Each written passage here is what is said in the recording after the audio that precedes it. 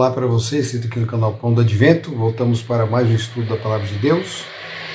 Nós vamos dar continuidade aqui ao tema da lição do trimestre, que fala sobre a missão de Deus, né, a missão de Deus e missão que foi dada aos homens, né, missão de Deus, a minha missão. Já falamos sobre a grande comissão de Jesus. Devemos levar o evangelho a toda criatura, e nos últimos tópicos, nós falamos sobre diferentes tipos de pessoas e métodos para alcançar essas pessoas. Agora nós vamos falar sobre o tema da lição, né, dessa semana, é missão em favor dos não alcançados. Então nós falamos dos ricos, dos pobres, né, dos humildes, dos soberbos, e nós vamos falar agora dos não alcançados, que são, né, nessa primeira aqui na lição 10, são os pagãos. E o exemplo que nós vamos... Jesus também conversou com pagãos. Jesus, na verdade, ele entrou em contato várias vezes com pagãos e elogiou a fé desses pagãos, porque eles demonstraram ter muito mais fé, por exemplo, no caso daquele romano ou da mulher síria, né? Jesus elogiou a fé deles porque ele não encontrou uma fé semelhante em Israel, né? Entre o seu próprio povo ele não encontrou uma fé assim. Então Paulo, ele se depara, Paulo, que era uma pessoa muito culta, viajada, ele sabia falar várias línguas, tinha cidadania romana, ele não era só instruído nas doutrinas dos fariseus, porque ele era fariseu, mas também tinha conhecimento, ele era uma pessoa helenizada. Ele conhecia muito bem a cultura da época, do povo que subjugavam os judeus, né, os romanos, e também a cultura grega, né, que era a cultura que, na verdade, influenciou todas as outras culturas na época e influencia até hoje. Então, Paulo conhecia muito bem, e ele usou isso como ferramenta, como um meio, uma forma de alcançar justamente essas pessoas que não conheciam a Deus, estavam afastadas de Deus, não exatamente por opção, mas porque não tinha o conhecimento da salvação, não havia chegado a eles ainda. Então o episódio aqui da lição é quando Paulo ele vai até Tessalônica, e lá em Tessalônica ele não é bem recebido pelos judeus, né? Ele tenta pregar para os judeus lá, a sinagoga que haviam judeus, algumas pessoas ouviram, mas a maioria foi contra a pregação de Paulo, e ele teve que sair dali e foi para Bereia. Quando chegou na Bereia ele foi bem recebido pelos judeus.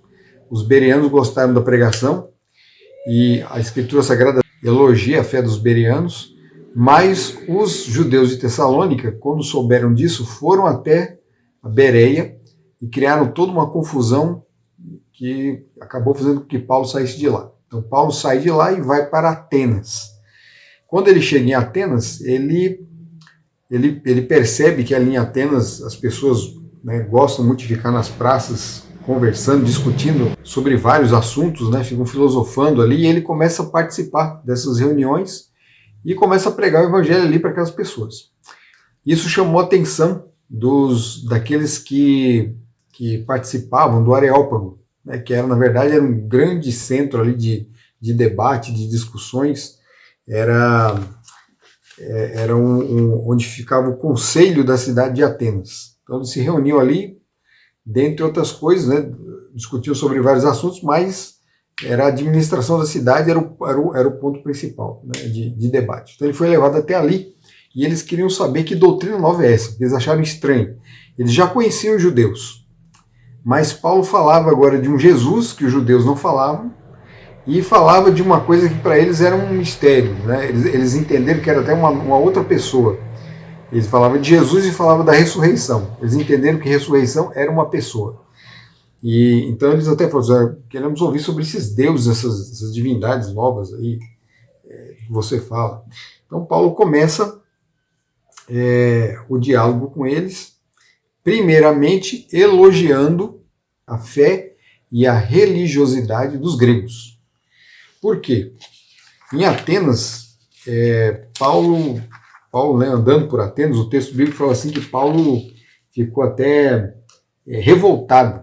Ele ficou revoltado porque ele viu que a cidade tinha muitos templos e muitos deuses, né? Existe uma contagem aí, a gente não consegue ter um número certo, mas provavelmente haviam, só na cidade de Atenas, 15 mil templos para várias divindades. Então, né, cada divindade do panteão grego, e eles tinham muitos deuses, tinha um templo para ele.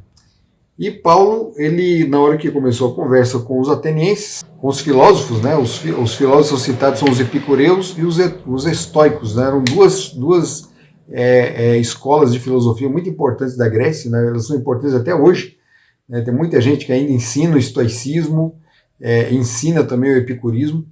Então Paulo, ele se encontra com essas pessoas aí e ele começa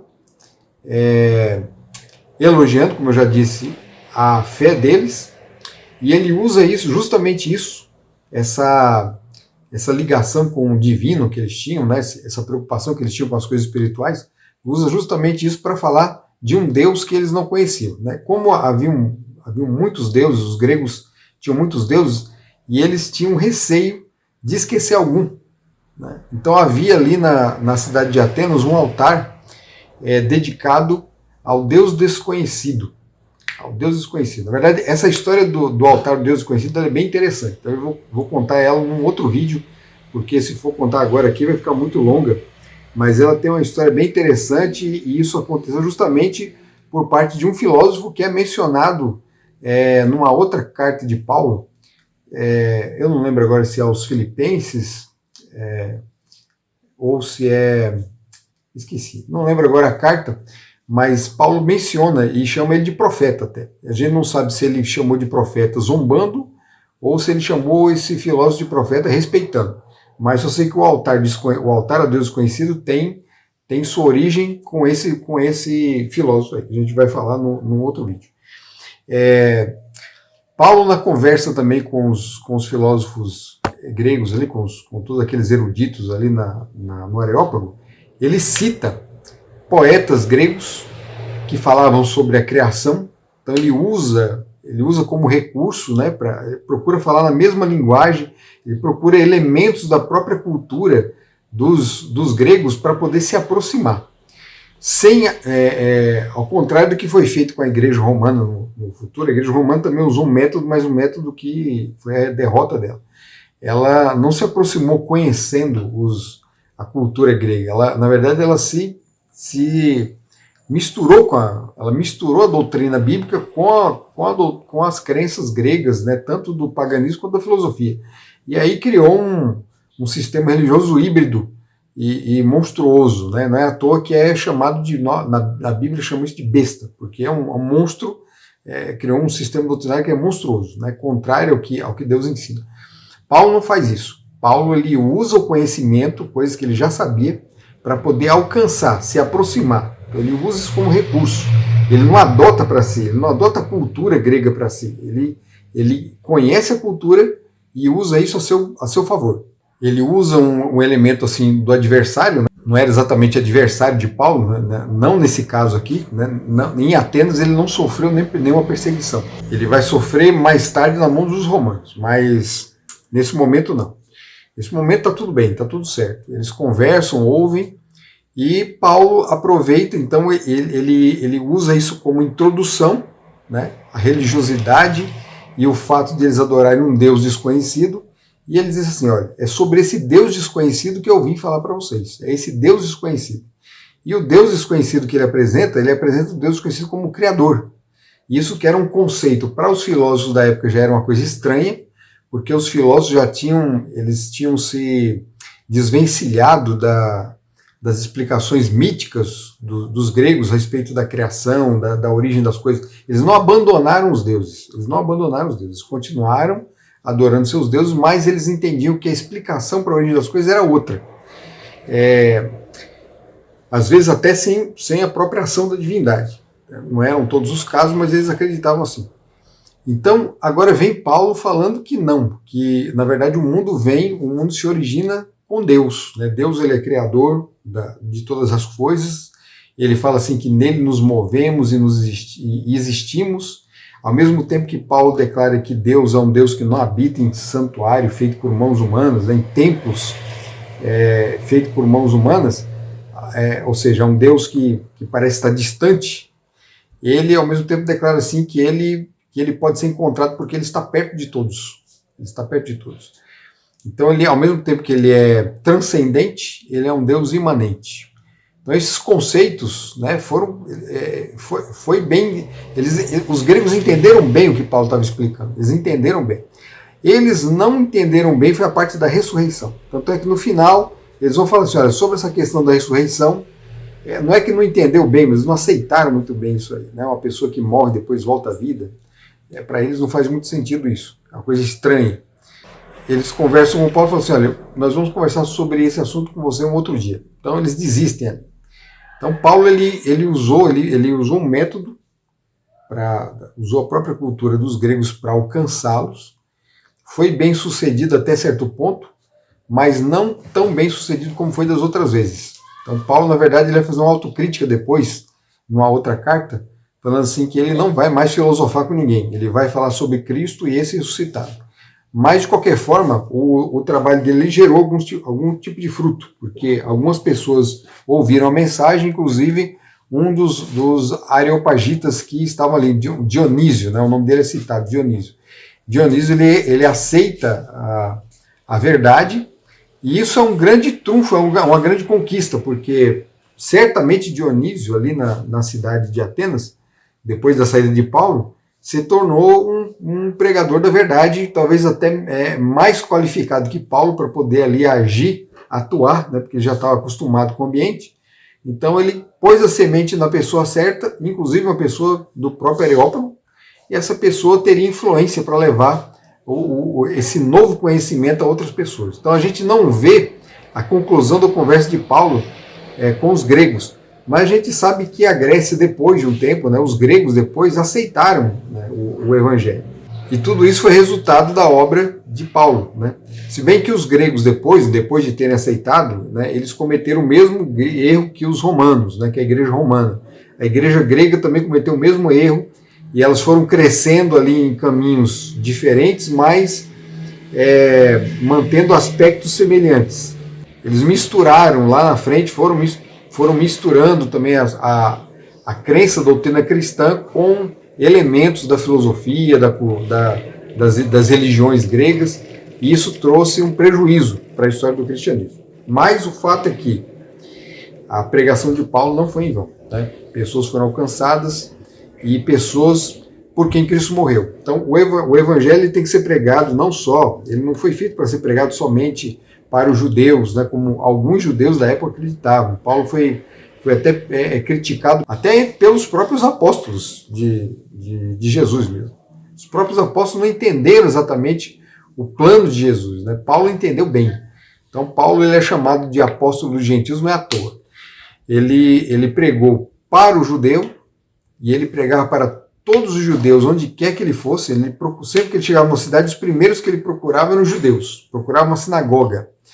Então, quando não havia uma sinagoga, aí ele se reunia em algum lugar afastado, e as reuniões, né, e ele geralmente conversava com eles no sábado. Por quê? Porque Paulo guardava o sábado, e alguém pode até falar assim, mas ele usou isso como recurso, como método para alcançar os judeus. Não, ele era judeu, ele guardava o sábado, e inclusive ele, quando esteve em terras pagãs, ele também foi encontrado no sábado pregando para pagãos.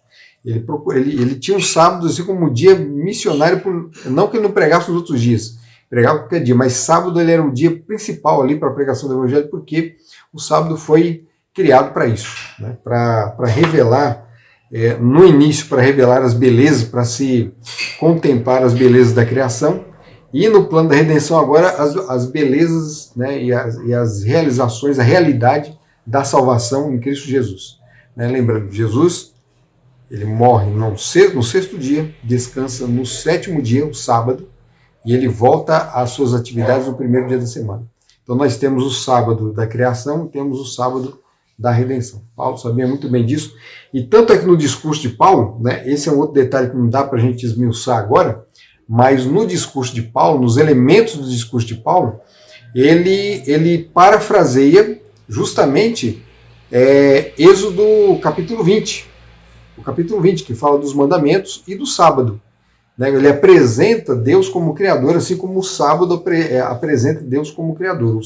O sábado ele é justamente o principal elemento da lei, porque ele une tanto os mandamentos que dizem respeito a Deus como ao homem, ele engloba as duas coisas. O sábado tem essas duas dimensões nele, e é o mandamento que apresenta Deus, que define Deus como Criador e que dá um motivo pelo qual nós devemos adorá-lo, devemos reverenciá-lo, devemos viver para ele, porque sem ele não somos nada, né? E o mandamento do sábado é aquele que revela que não há outro Deus além dele. Então, esses são os métodos de Paulo. Paulo, embora ele vá amenizar essa parte da filosofia, não quer dizer que ele vá deixar de usar esse recurso para alcançar os pagãos. Ele continua usando os elementos culturais para alcançá-lo, mas ele não se demora nessas questões, né? Então ele vai direto ao ponto. Então ele procura explicar.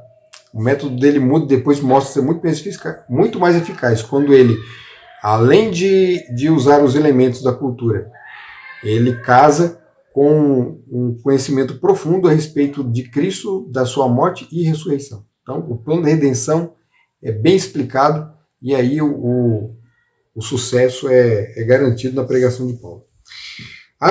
O desafio da semana é: em oração, peça orientação específica de Deus para saber a melhor forma de testemunhar alguém que você conhece.